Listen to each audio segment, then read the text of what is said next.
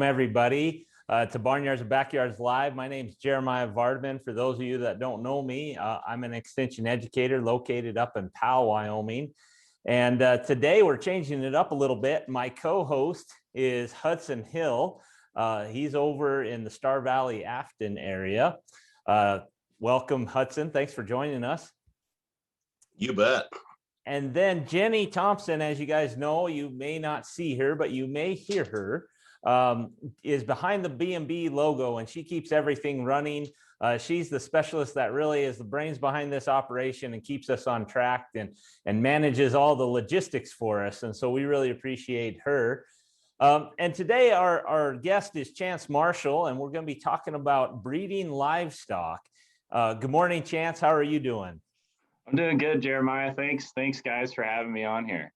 Great. Before we get started, let me go through a few housekeeping rules. If you haven't been a part of Zoom, this has been kind of a part of our life for the last year or so, but if you haven't been on Zoom, if you just take your cursor and roll across the screen, down at the bottom, you'll have some indicators or some tools pop up, and there's a Q&A box in the chat box. And so if you want to ask questions of our guests and bring those forward, please put those in the chat box or in the Q&A box, and Hudson and I will be watching those and bring those forward to Chance.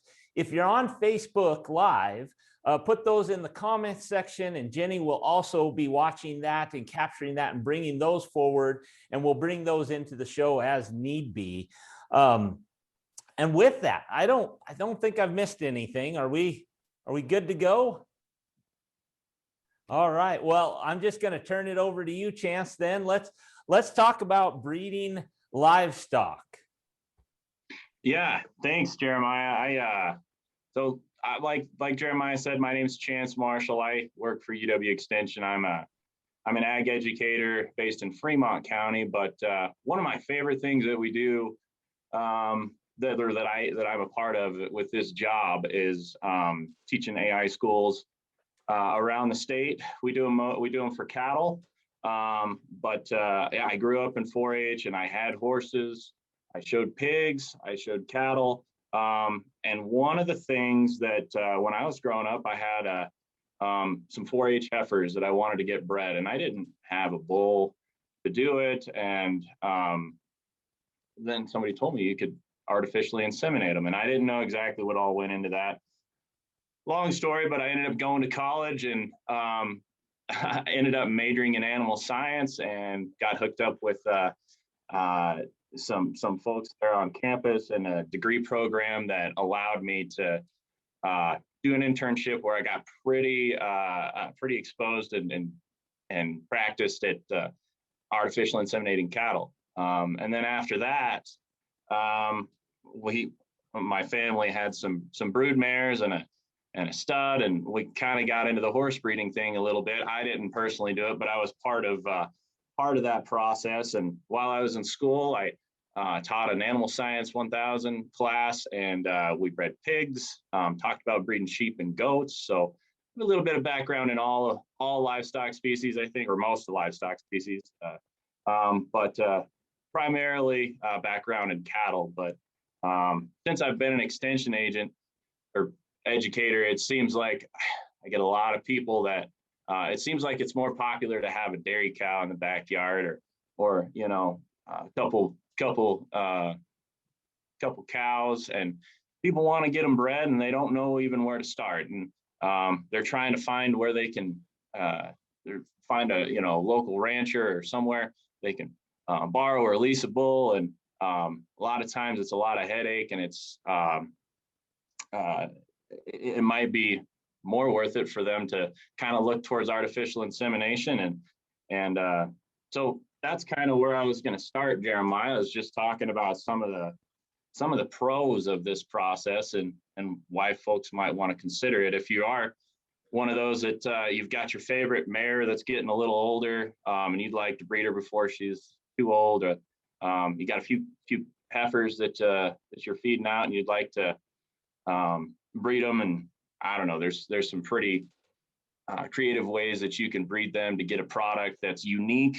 And I don't know, maybe you got some 4-H animals, show animals that you want to breed too. So kind of where I was going to go. So where do we start, Chance? What if someone has, just like you said, one dairy cow in the backyard, maybe a few head of cows, a few heifers they picked up last year during this COVID pandemic, or maybe a small flock of sheep? What is the first consideration they really need to start focusing on before they dive into let's get them bred tomorrow kind of concept? Yeah, so there is a process to this, and each beast is a little different. If we're talking cattle specifically, it's really important to have if you want to get milk out of your dairy cow, you're going to have to breed her at some point. So with that, one thing is we've got a pretty good team here with UW Extension and educators that are involved in this effort that we do the AI schools around the state. So you can probably get a hold of somebody in the extension office, the local extension office. They can get you to one of us that can help you out, or maybe even go out and look at it. But one of the biggest things is if you do have cattle and you're thinking about artificial insemination, one of the most important things is just having good facilities, because with this process of AI, you're going to have to run them through a chute a few times and give them what we're trying to kind of manipulate that hormone movement so that we can time when exactly to breed them.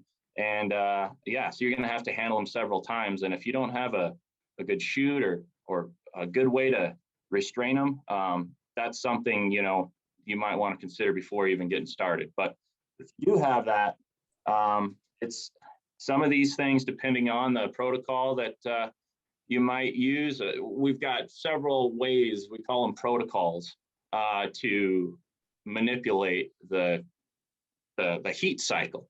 So we can manipulate it, but certain things you have to be in contact with a vet also. They'll have to prescribe some of these injections that you can get either from them or from a local like feed store or something like that. Sometimes they'll carry them. But there's a question in the chat box. Yeah, go ahead.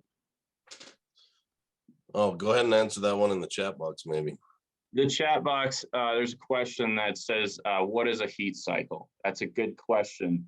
So every animal has an estrus cycle, and the cycle is broken into 4 different parts. I won't go into depth of what those parts are, but the part when they're receptive to breeding, that's when we call it heat. So what we're trying to do when we're AIing or timing when we're breeding is to pinpoint when those animals are going to come into heat.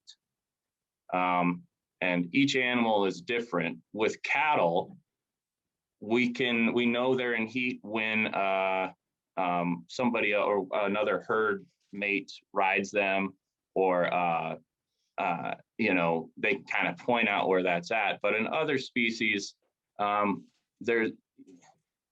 we might have to just watch some. There's primary and secondary signs. A primary sign of heat is when another heifer is riding the one that's actually sexually receptive, and then there's secondary signs that we might observe, and that's they're looking for a bull. They're either pacing or looking, bellowing up against the fence, or there's certain that just the exterior visibility, they look different.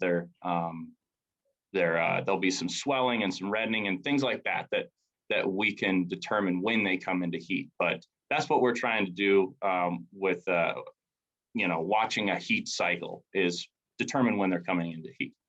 And that heat cycle, that estrus, is when we need to be trying to get them bred. That's when they're receptive to breeding. And so trying to determine that heat cycle will make you more successful in AIing, correct? Exactly. It's not as easy as just going out there at any time and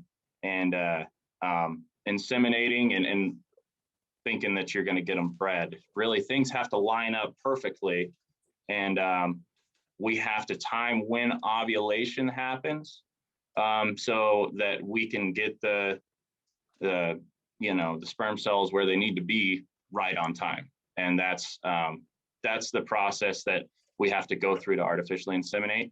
And that's the process the bull has to go through when he gets a cow or heifer bred.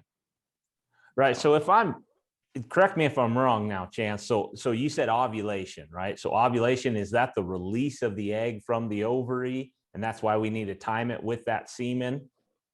Yeah. So there is several things that are happening during a heat cycle.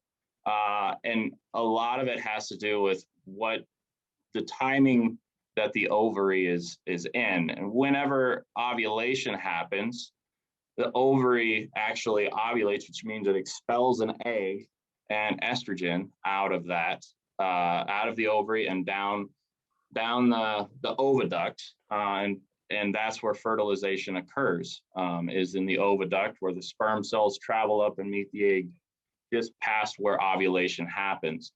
And yeah, so the problem is if we just put sperm cells in there and it isn't the right timing, the sperm cells will die before ovulation happens. So we have to be able, just by watching animals and things like that, we can pinpoint when that ovulation happens so that the egg and sperm meet together and fertilization occurs. That's the main thing. Perfect. Before we go on, I think Hudson had a question for you.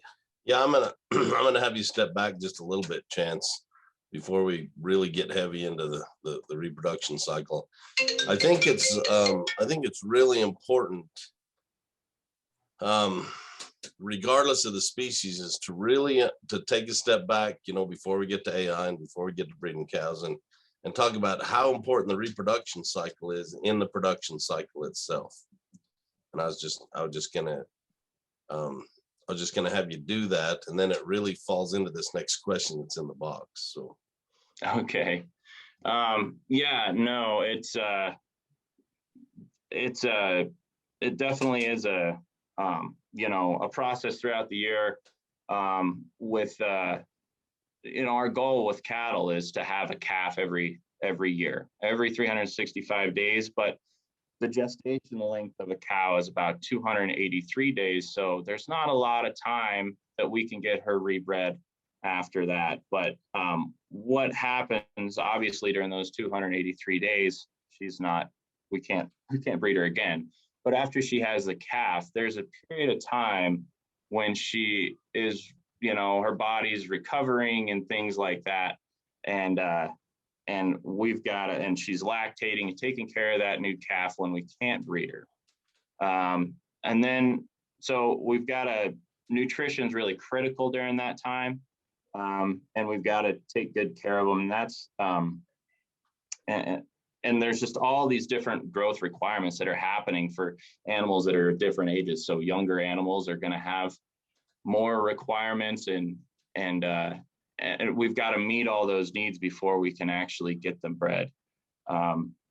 Different animals have different gestation lengths too, just different lengths of pregnancy. That's what gestation means. So, cattle are 283 days, but sheep and goats are shorter. So the gestation length on sheep and goats is maybe 152 days. On pigs, it's about 114 days. And on horses, it's around 330 days, so about 11 months. So each animal is different, and the stage that they're in is really important. So if we're going to be successful with breeding them, whether we're AI or natural breeding, we've got to know what stage in the reproductive cycle that they're in. So we've got to know that if they had a baby, it's going to be a certain amount of time before we can be successful in trying to get her rebred. I don't know if that answers the question. But. Yeah, I think that was really good. I've noticed a lot in my career and a lot in my life, people really have to decide whether they want pets or whether they want livestock. If they want livestock, they're basically producing a product out of what's in their backyard. And in order to do that, they have to utilize the reproduction cycle. Doesn't matter what livestock it is. Like you said, sheep are 150 days, horses are 11 or 12 months. They've got to understand that cycle and take advantage of it. I've seen a lot of people with milk cows you know, that the hardest thing to do to have a milk cow in the backyard is to keep her pregnant. So, because if she's not pregnant, she's not milking, well, right? she's not going to milk the next time. Right. Yeah. Yep. Well, and one of the coolest things I think about, you know, utilizing artificial insemination, regardless of the species that you're talking about, is that the person in the backyard that has one dairy cow or a few cows or ewes or whatever, they can utilize the very best genetics in the country for you know, a fairly minimal price. They don't have to own that bull or buck or whatever it is. They can have it delivered to them, and they can you know, make a really good product that would be superior genetics that they would probably get from their neighbor bull, and it's all pretty accessible to them. So I think that's a major pro, and just the genetic piece of this is really cool. So let's talk about that, Chance. I think you really jumped into that, one of our questions that we have lined up here in the chat box for you. And so what are the pros and cons of using a bull, or, you know, or using live cover from a bull or a stallion or a ram versus AI, right? What's kind of the pros and cons, if you can kind of tease those back and forth? Sure. So it's interesting, in the beef industry, we don't, you know, it's pretty slow to catch on, this whole artificial insemination, and we're still predominantly in the beef industry, natural breeding industry. But I guess one of the pros is that to just natural breeding is that you can turn a bull out there, and they're pretty good at their job, and you don't have to, it's not intensive, you don't have to handle them a whole lot. It's been done for ages, and that's kind of, people are comfortable with it. It doesn't take extra expertise or anything like that. I guess some pros on artificial insemination is that, well, back up, I won't even go into artificial insemination. If we just if we use a synchronization protocol like we talked about a little bit, and we time when that estrus, that heat happens, we can know when the baby's going to be born, and that's really impactful, whether you AI or not. I think one of the big things, not a lot of people use a synchronization protocol and don't AI. So I want to say that it's an AI pro, but you don't need to do that. I think the biggest pro with artificial insemination, though, is the genetics. We can, like I said, we can utilize, if we're trying to get a milk cow that has high cream content, we can do that, and we can even get sex semen to make sure that we get a heifer calf out of that. And that's just something we can't do with a bull. So we can utilize the greatest genetics, you know, basically with a high degree of accuracy, determine the sex of the calf, and breed her that way. That's really common in the dairy industry. In the beef industry, we can, you know, with heifers, it's really important that we use a sire that has sired a lot of calves, and what we call that is a high accuracy EPD, which is just a prediction that she's going to have a calf without any problems. The biggest problem with heifers having their first baby is that there can be problems. We can use superior genetics to make sure that she has a calf without problems. And that's a major benefit of artificial insemination.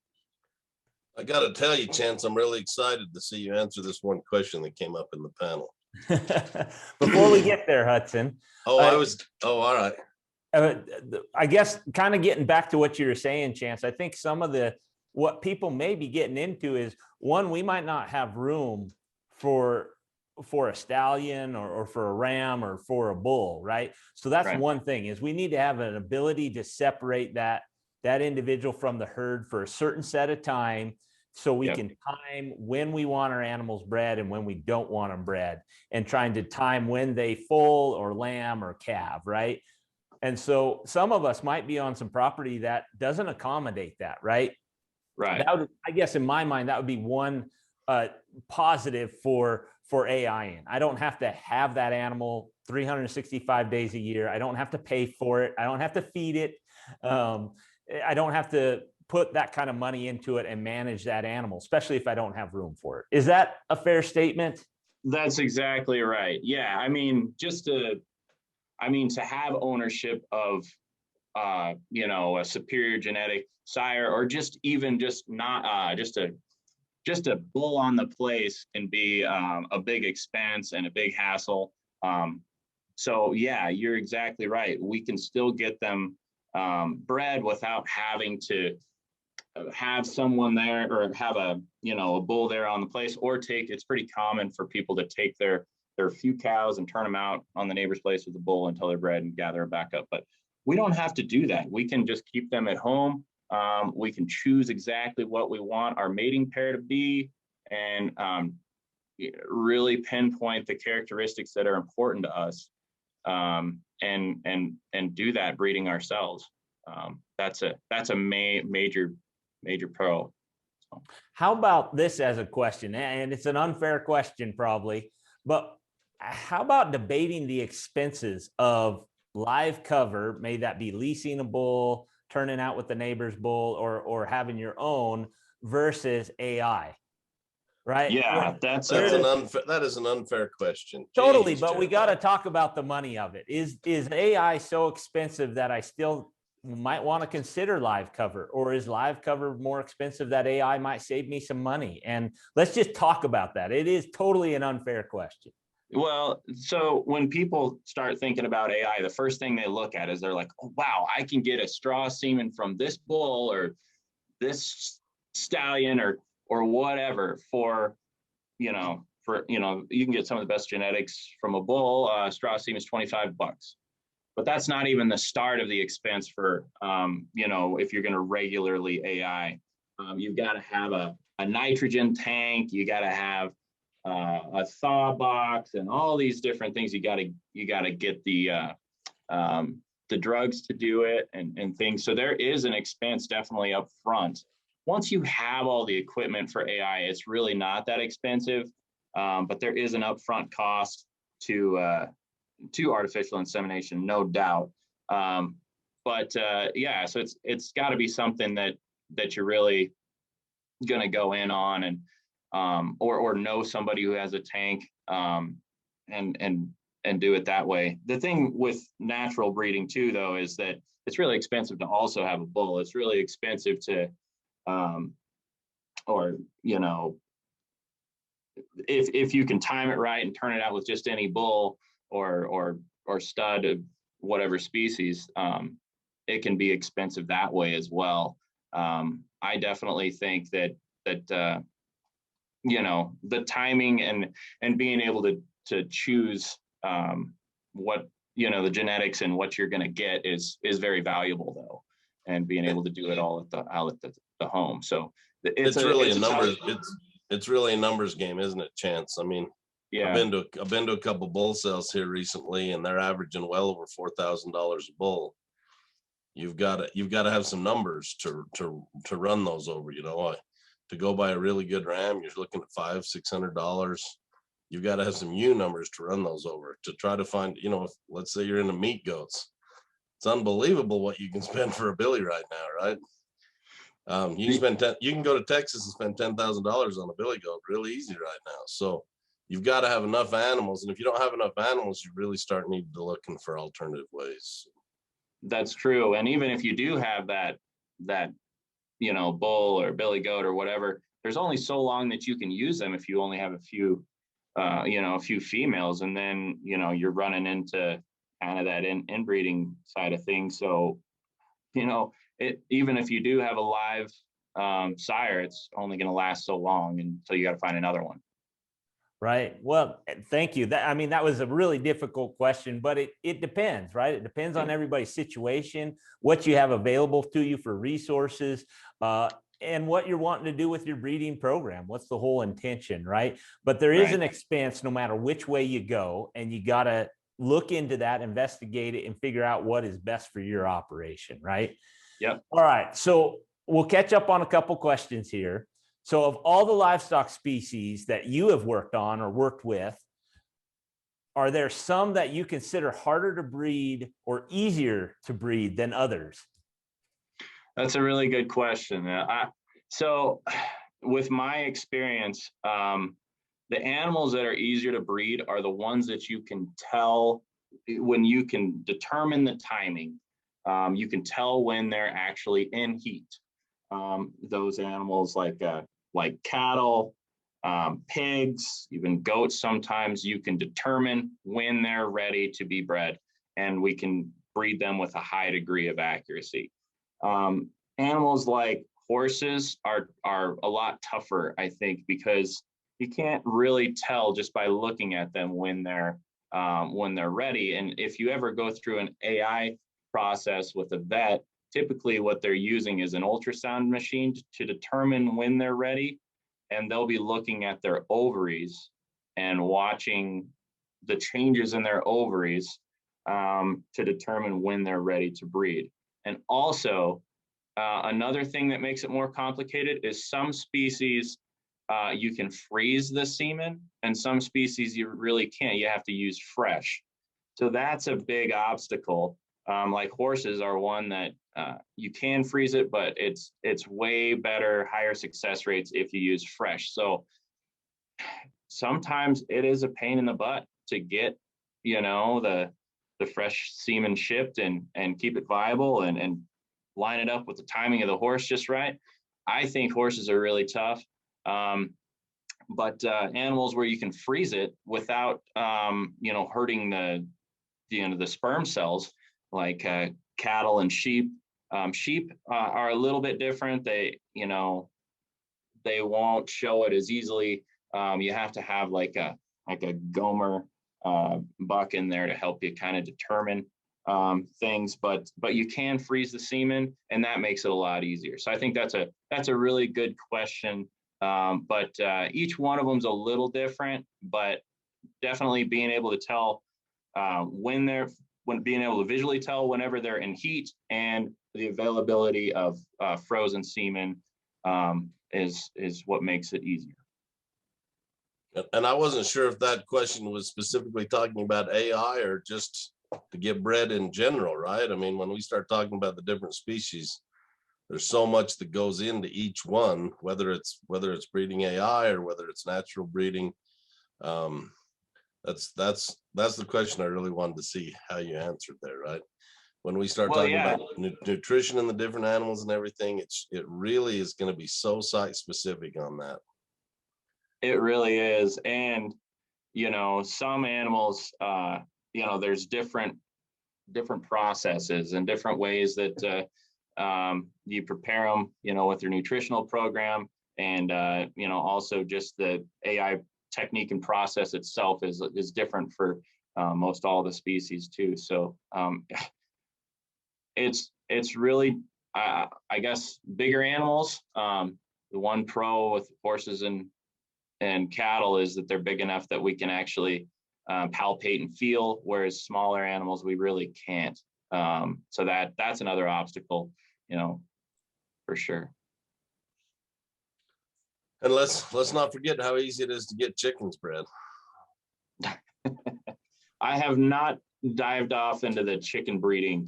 20-day cycle, boy, we know right immediately how things are going. So I think just going beyond livestock, you can artificially inseminate a lot of different animals, I think, out there, but I don't have any experience besides livestock.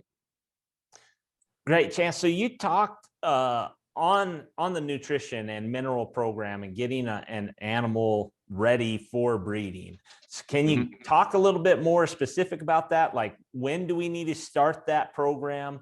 Are we talking a week out? Are we talking a month, several months, 6 months? Where is that? And what kind of program do I need to be looking at? Is it a certain type of forage? Granted, it's going to be specific to the species of livestock, but can you give us in a nutshell, kind of what that that would look like and what that means? Well, there's been an immense amount of research done on this topic, and it's hard for me to, I guess, it's really important even when that calf, the animal that we're breeding, it goes all the way back to whenever they're during pregnancy, when they're inside their moms, and making sure their moms get good nutrition, because that's kind of the you are what you eat type of, we call it fetal programming. And that baby, from the time it's, during pregnancy, is being programmed to either be successful or not. So if we restrict nutrients starting then all the way to when we're breeding that animal, it's going to affect their ability to be pregnant. We call it, there's this thing called a nutritional partitioning of nutrients. And basically, it's just like this ladder of things that have to be taken care of, starting with like just bodily functions. You have to get nutrients to take care of certain bodily functions to just breathe and maintain, and then you have to have enough to walk around and things like that. And before like the topic of becoming pregnant is one of the last things on that ladder. So nutrition is really, really important. We have to start way at the beginning to make sure that that they have enough fat condition on them. Usually when we talk condition or body condition, we're referring to the amount of fat that's on the animal. And it's tricky because we want them to be fat enough, but the goal is not to get them overly fat. We kind of want them somewhere in the middle. So we do a body condition scoring thing. It's just, and whenever we have access to the females that we're going to breed, we kind of just make a note of how fat they are, and hopefully they have a if they're super thin and you can see their bone structure and stuff, their odds of getting pregnant, regardless of natural service or artificial insemination, are not very good.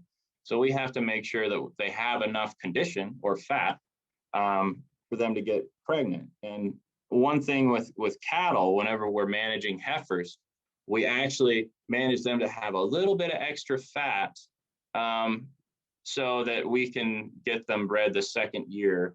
And usually we manage heifers to be about 55 to 65% of their mature body weight. And that's when they're going to breed. So if it's I can't do the math off the top of my head, say it's 1,000-pound cow is what she's going to weigh when she's mature. We want her to be 550 to 650 pounds when we breed her. And that's just kind of the goal, the target, and body condition, just trying to get enough fat and growth on her that she's to that point whenever we breed her. And then after they're mature cows, we keep track of that, and we'll monitor the forage and make sure that there's enough protein and energy in the hay and whatever grains we're feeding them, to make sure that there's plenty of fat and body condition to keep them fertile and getting them successfully rebred every year. Perfect. I think, yeah, that's a perfect explanation of it. And body condition is different for each species of livestock, right? And so people have to go out and research that. They could contact you, contact Hudson, and get that specific information if they wanted. But what I'm hearing you're saying, Chance, is like the nutritional program, it is a year time commitment of maintaining that body conditioning on that animal. And if they fall behind, getting them back up into body condition, because it will or can affect my breed back ability, or for that animal to even cycle on a natural schedule. Is that fair to say? That's true. Yes. And I think it's important to know, during certain times of the year, like if they're out grazing green pasture and they don't have a calf on them, it's easier for them to put on weight and things like that. But if it's cold winter time and they've got a calf on them and they're lactating, all of those things build up. And that's probably a time when she might be losing weight. So kind of having in your mind, okay, we want to breed them, just thinking throughout the year, maybe when we wean that calf or during the summertime when she can get out and graze, or, just times whenever we can put on extra fat and condition and supplement them. Those are things to think about no matter what animal it is. But there's definitely a correlation between animals that are thin and don't get enough nutrients in their diet, and their inability to breed. So that's huge. That's what I spent most of my college time, was looking at how nutrition affects reproduction. And I think they go really together. So you have to be cognizant of how your animals are looking, and making sure that they have enough fat to be successful in this kind of thing.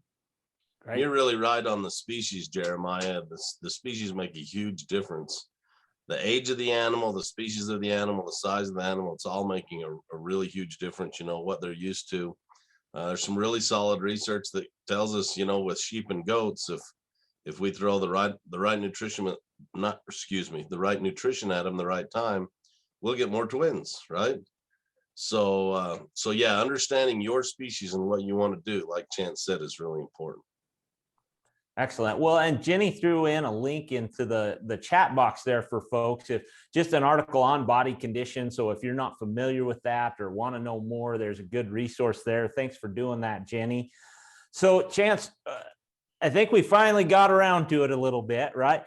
So the couple things we need to think about before breeding our animal, right? We need to know what our goals are for our breeding program, figure out what's best for us, if live cover is an option or an interest for us, or we have the ability to, or if we want to go down an AI track, how we want to determine that. You mentioned that we want to have a really good set of system or pen or corral system that we can contain the animal, especially if we're doing an AI system, so we can get our hands on them and get them bred.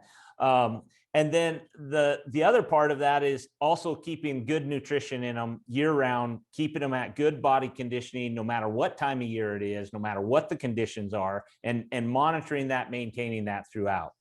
So now let's talk specifically, we already kind of covered the heat cycle and estrus cycle. What is our next step? What else do we need to think about or know about? And let's talk specifically AI, right? What are we going to, the nuts and bolts of AI? How does it work? When do we do it? If I hire an AI technician or I get skilled myself to do it myself, what am I going to be doing? What are they looking at? So I almost work backwards in this situation. So I kind of think, when do I want to have a calf?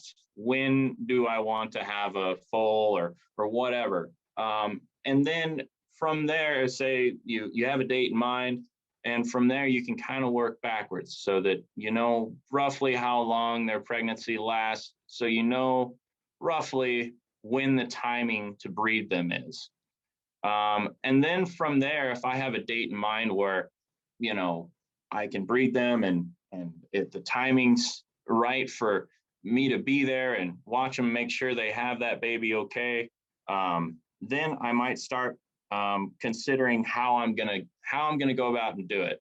If I'm gonna do an AI process, it's always a question of your time and money that you want to spend. That's kind of the thing with everything, but your time and money, if you the most successful you can be with on the cattle side of things is watching heats and just watching whenever they come into heat, and being with them a ton of time, so that you can pinpoint when exactly they come into heat. But some people don't have that, or they're not good at it, and they make a process called a timed AI process, where you're picking a fixed time, like I'm going to breed them on May 15th. And you can actually follow the process so that they will come into heat at a certain time, and you can breed them at a certain time, and you don't have to watch any of that. With certain animals, you can do a synchronization protocol, and that's great.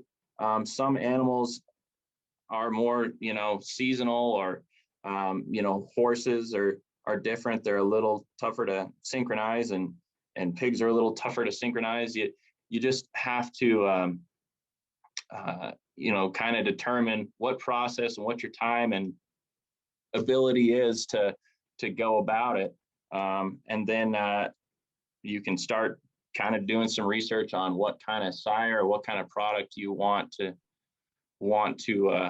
get out of the deal. And again, synchronizing is just it just means that we're causing them to come into heat at a certain time.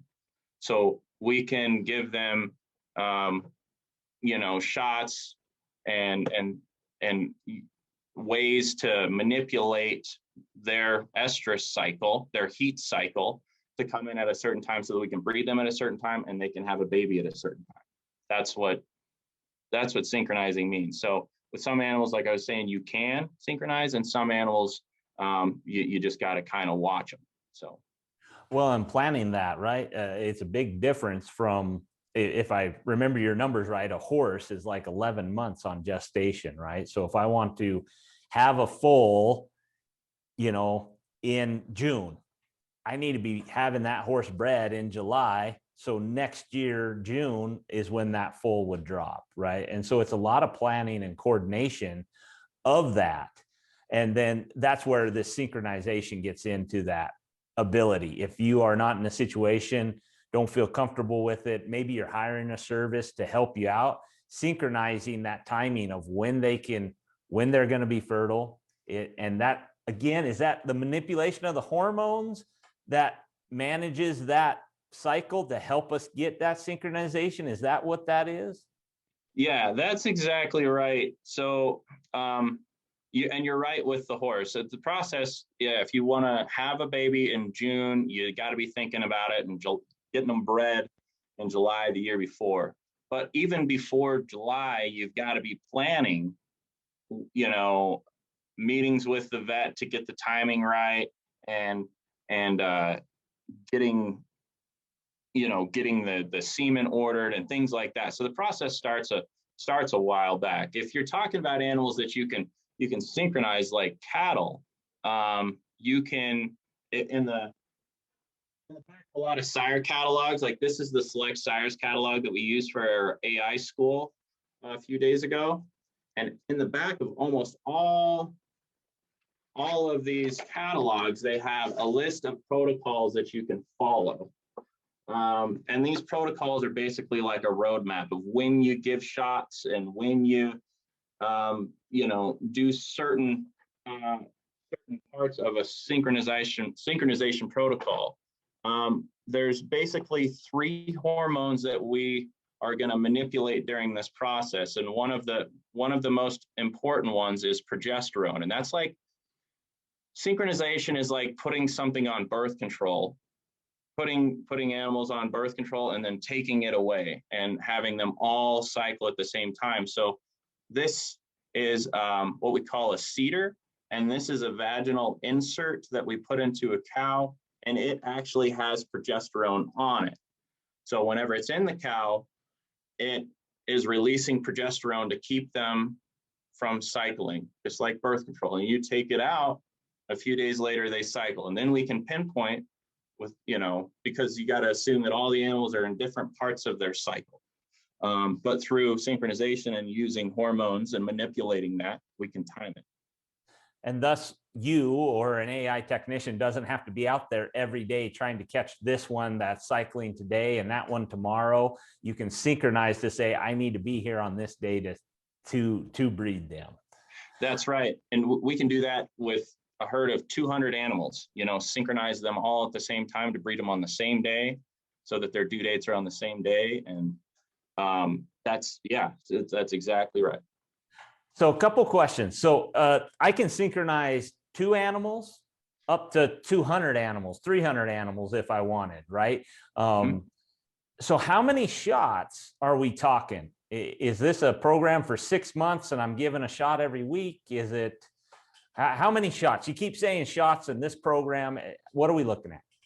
So in the back of this book, and you can Google it, just Google beef cow artificial insemination protocols or something like that.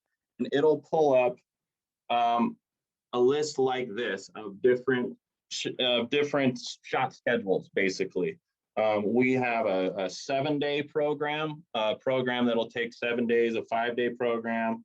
They all work, but just depending on your schedule, you can pick one that you know, suits your needs, and basically it'll say when on day 0 you give a shot of the hormone GnRH, which is there's a list in there of what you know, your vet would know what the brand name is for it, but you can give a shot. It'll tell you when to put in a cedar that we talked about. You can get this at the you know, the vet store, the vet, or at the Barnyards or places like that. And then it basically tells you every single day, on day 0 do this, day 7 do this, day 11 do this, and each protocol is a little different, and they call for a different amount of shots, or you just have to pick one that suits your needs and your timing and your schedule, and go with that and follow what the protocol says, or what the directions tell you on the timing of it. And so that's a lot of that prep work ahead of time, right? And Yep. so communicating with your vet, planning all that, getting all those shots lined up, the cedars lined up for the protocol that you're wanting to do. Great. That's right. So to be really specific, there's a protocol that has 1 shot. If it works for you, there's a protocol that is a 1-shot protocol. I think the most you would get would be a 6-step protocol, right? Chance putting in I think 5 different shots and a cedar. So somewhere in there, you should be able to find a system that would work for you. And I think Chance's point was really well made. You can, when you start planning this, you really want to start from the end and go backwards. Whatever species you're talking about, find that gestation chart like Chance was talking about, figure out when you want a baby on the ground, and just work backwards from there. So great. So I think we've covered quite a bit of this. Is there anything else that we need to think about or be concerned about, or ask those questions ahead of time?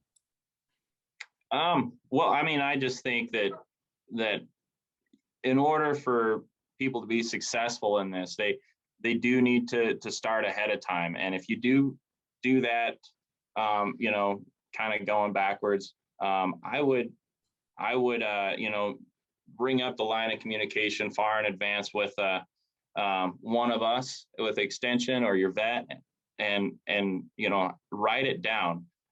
There are things even online that'll help you with this.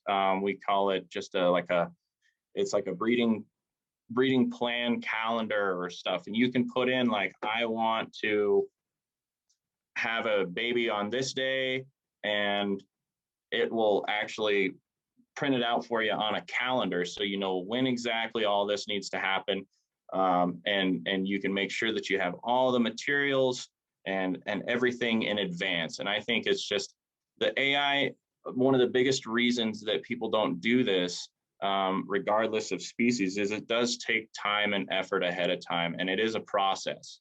But if you're willing to go through the process, there's a lot of benefits to it, I think. And yeah, I think that's kind of what I was trying to say. Right. Chance, so I got one other question.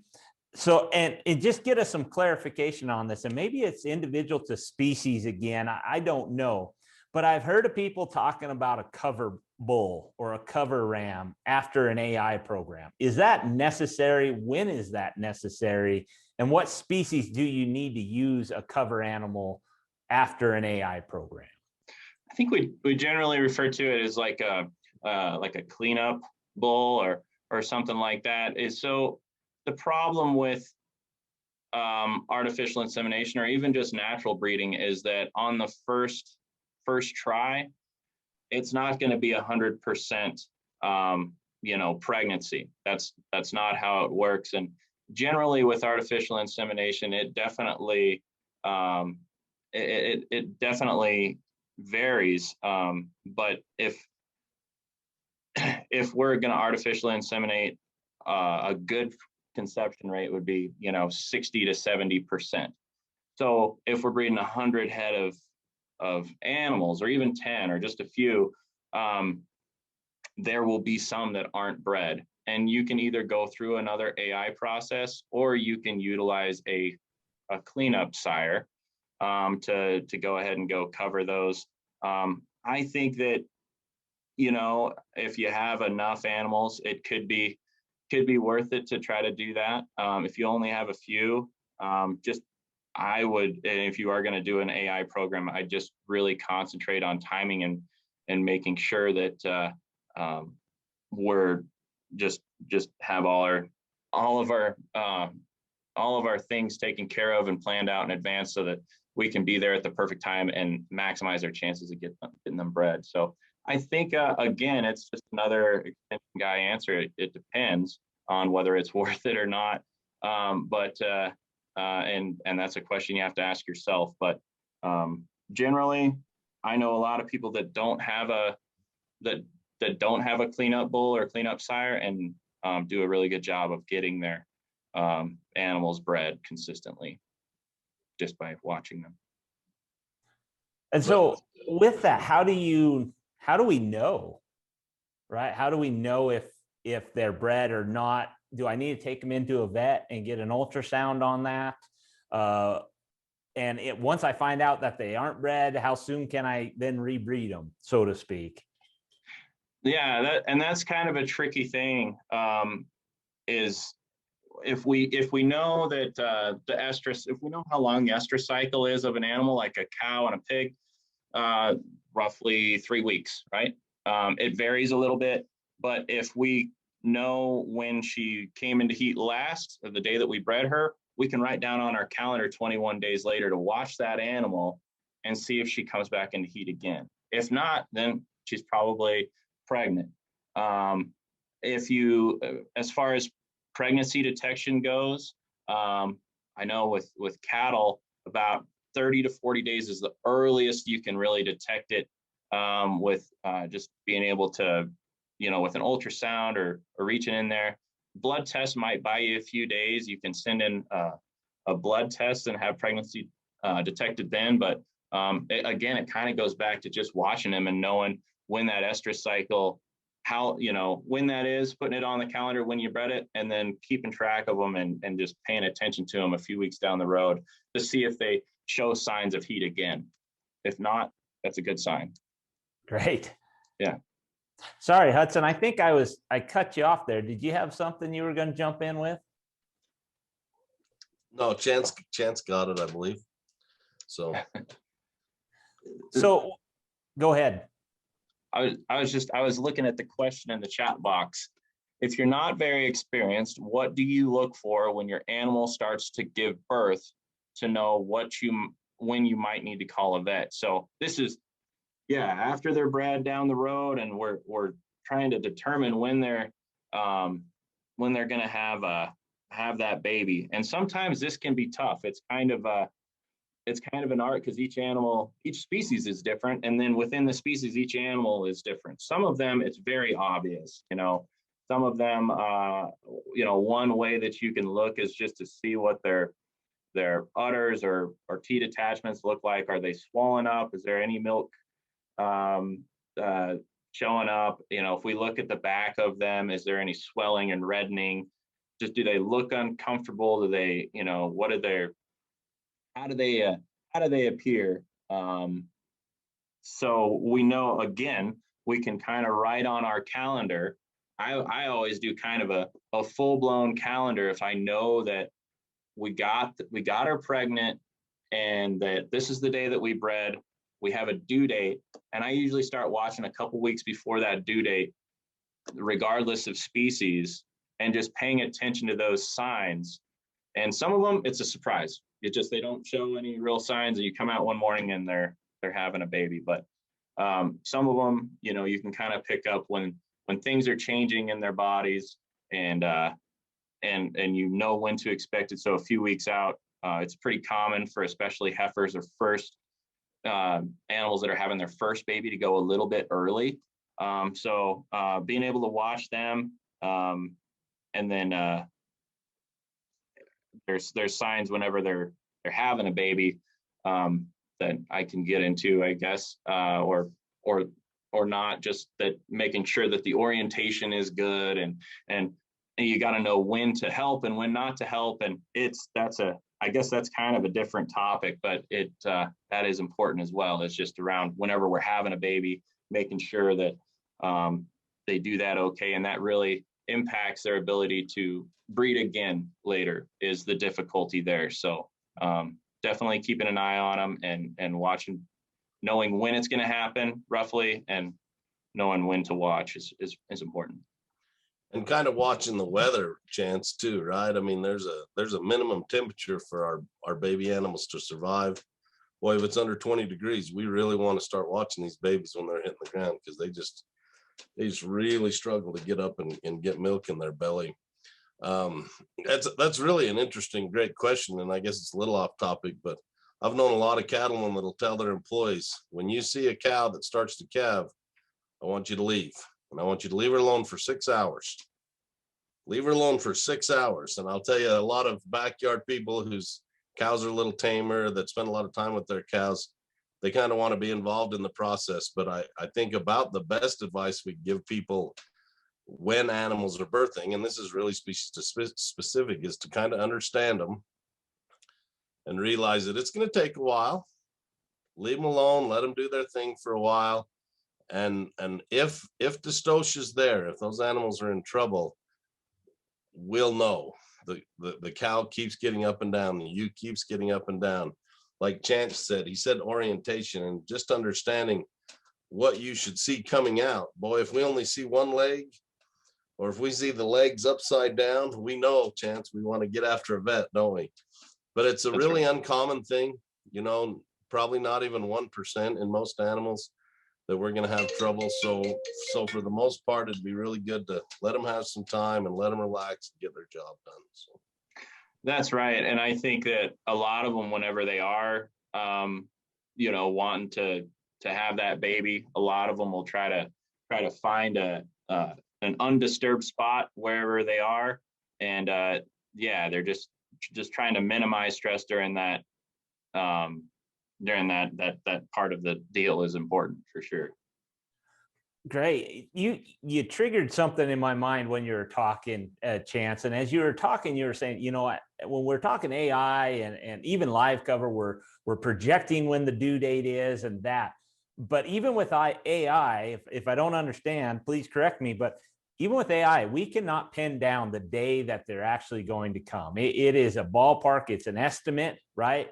But they could come early or come late. And you said that heifers tend to come earlier.